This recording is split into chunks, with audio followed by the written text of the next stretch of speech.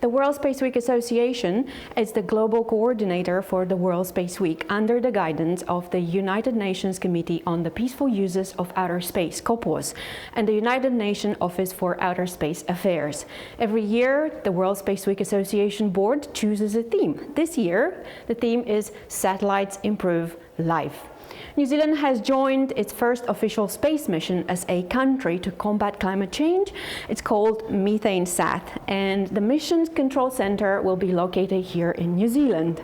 I'm here with Dr. Peter Crabtree, the head of the New Zealand Space Agency, and Dr. Sarah Mikalo-Fletcher, lead researcher for the mission. Kia ora, Peter and Sarah. It is a real pleasure to have you here. Kia ora. Kia ora. Peter, what is MethaneSat?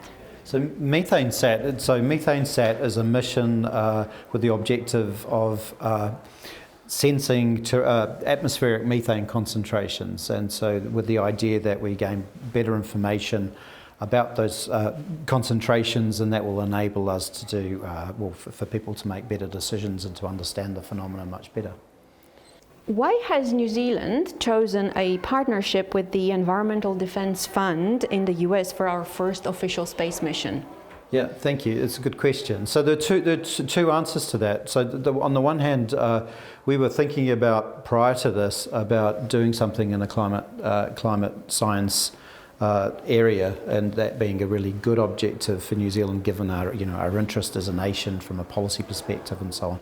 And then on the other hand, it was an opportunity that came towards us to participate and be a partner in a really cutting edge space mission that also was going to happen within what we thought was a reasonable time frame, given the pace that we were moving at, which was quite quick. So the idea of working with an organisation that was going to be quite nimble in putting together a space mission, when sometimes some space missions can be put together over a very long period of time. And we saw this as a real opportunity for New Zealand to step into something that was really quite a serious endeavour, but something that could really assist us as a nation in quite a number of different ways.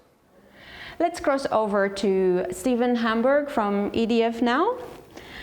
Stephen, could you please tell us a little bit more? Hello, Harry, Peter, and Sarah. It's great to be with you.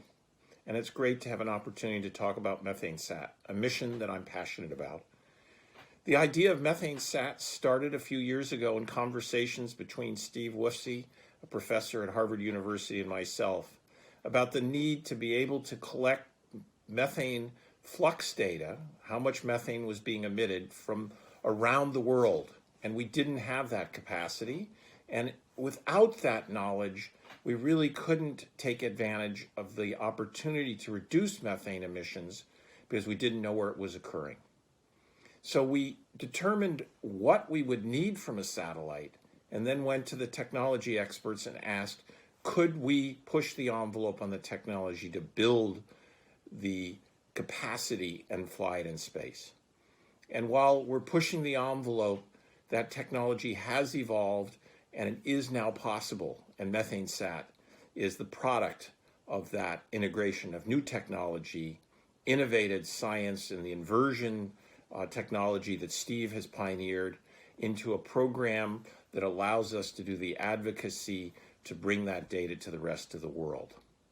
And EDF, the Environmental Defense Fund, is well situated to lead this effort. EDF was founded by a group of scientists who understood a problem but didn't have the tools to implement the understanding into policy that resulted from that knowledge.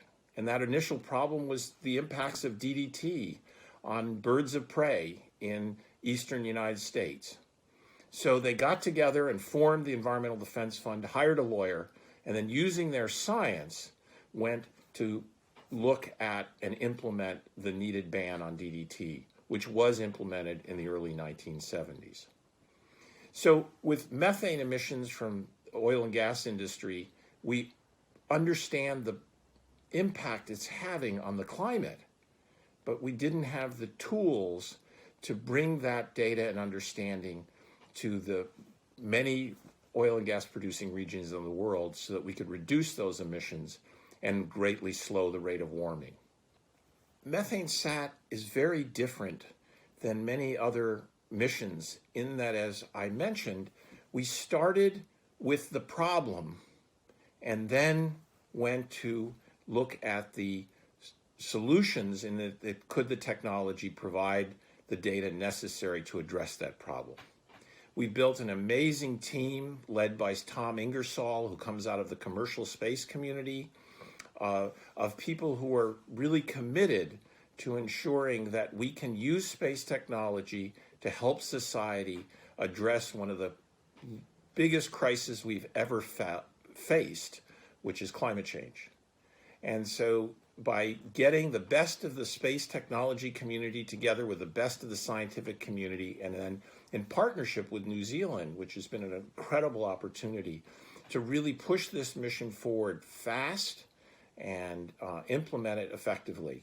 We're very much looking forward to the operations center being in New Zealand and to getting the satellite launched and the data flowing so that we can start to figure out where those methane emissions are coming from and ensure that people understand how those emissions can be mitigated and in turn getting that job done.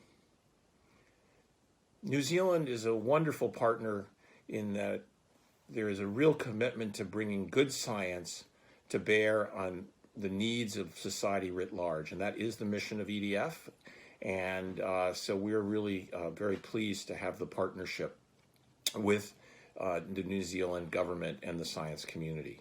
We're partnering with New Zealand because it's a real natural fit.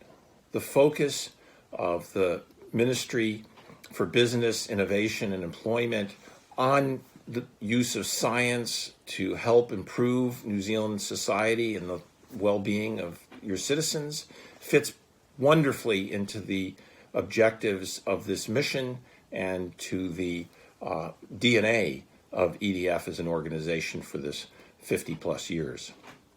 So by taking advantage of the scientific knowledge that already exists in New Zealand and to help develop the nascent space capacity in the country, we're able to accelerate progress on the mission while developing the skill sets in New Zealand.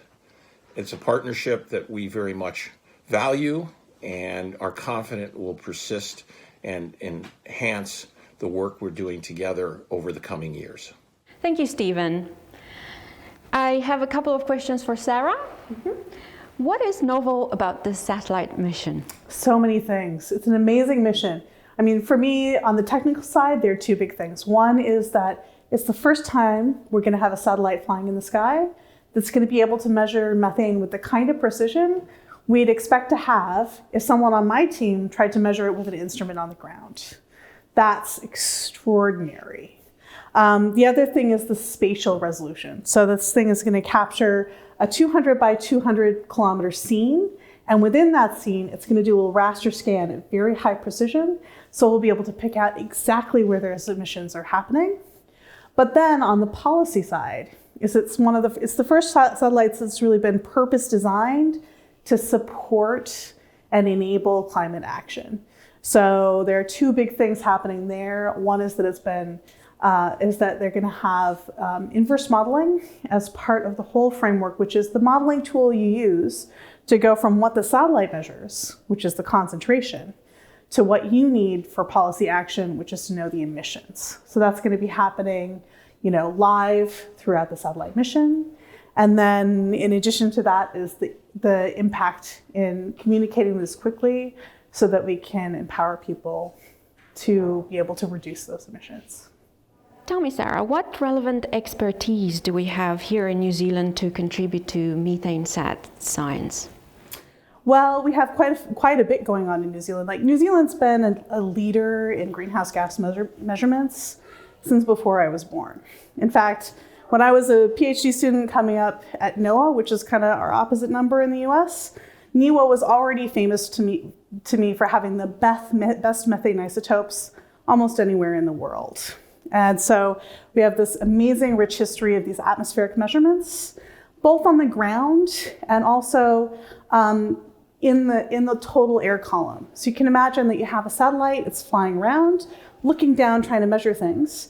To make sure you get that satellite measurement right, it's really helpful to have an instrument on the ground that looks up. This is a similar type of instrument, but it's on the ground. So there's all kinds of extra things you can do to work out what you're seeing when you have something that's ground-based. So New Zealand has one of the 2 initial ground-based instruments like this. They're called TCON instruments that support all types of satellite activities, and will be supporting MethaneSat as well.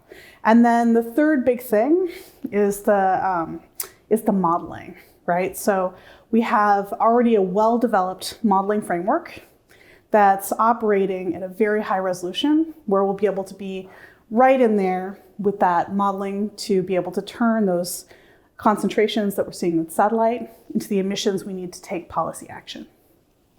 The next question is for Peter. What will New Zealand get out of being part of this mission? Yeah, quite a lot. So we get to, there's a number of elements. So one element is that the mission control for this program is going to be based in New Zealand. So we get to participate in the program from an engineering perspective, setting up the mission control functions and all the protocols around the mission control itself. So that's, from, I suppose, from a space capability perspective, that's a really good opportunity for us to step into the idea of hosting a world-class space mission. So very much for the space systems people, very excited about it from that perspective.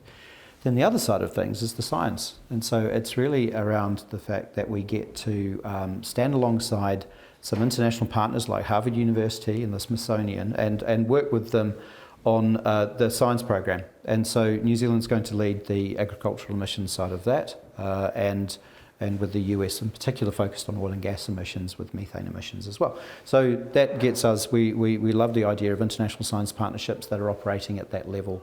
They really help us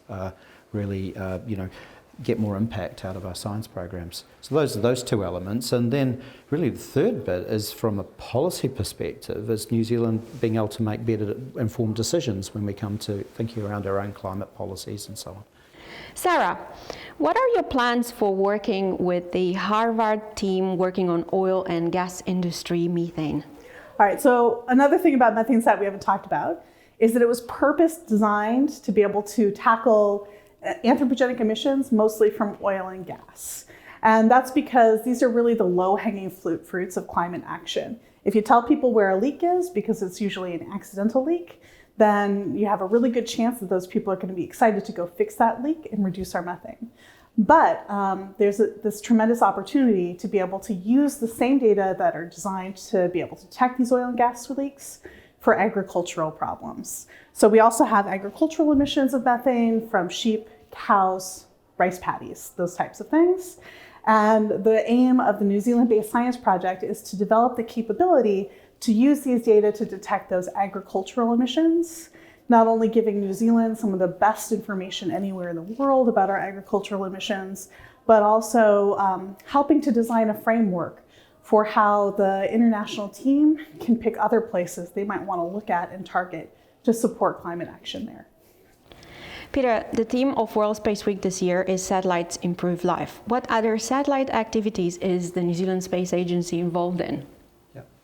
So New Zealand's a pretty young space actor. So as we've got a space sector now, which is it's about $1.7 billion worth of activity, but we're still quite young. And so in terms of satellite development, a lot of our effort is going into largely educational institutions, probably smaller scale satellite programs, CubeSat opportunities, which start to, on the one hand, demonstrate what you can do with small satellites as a capability, and the things you can do with small satellites are every day, like miniaturization across all technologies is that it's ever expanding.